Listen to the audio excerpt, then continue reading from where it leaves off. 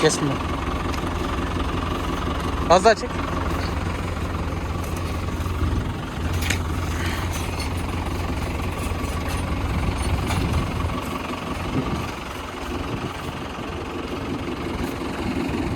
Baba direkt dönme, takılır. Hop hop hop.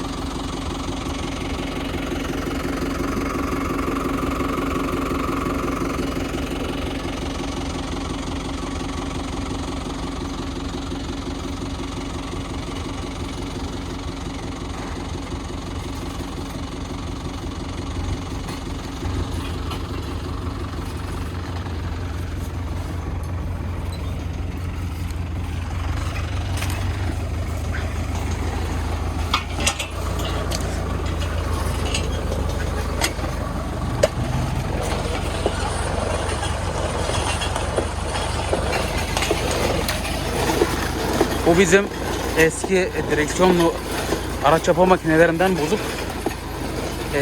Kendi üretimimiz olan tamlama serme makinesi. Düşük maliyetli. Eski hurdalardan yaptığımız bir malzeme. Çok da kullanışlı.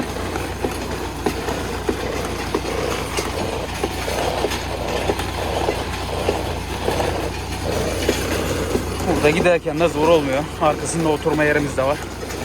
Biz sadece yedek makaralar için yer yapamadık. Onda malzememiz olmadığı için. Onu da ilerleyen zamanlarda tamamlayacağız inşallah.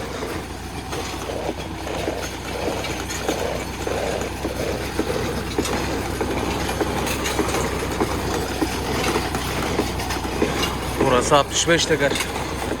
Çekebildiğimiz kadar çekeceğiz bugün. Kanalımıza destek olup abone olmayı unutmayın. Gün gün daha farklı videolar atmaya çalışacağım. Birkaç haftadır paylaşamıyordum. Bu da bu şekilde burada kalsın. Hepinize hayırlı günler.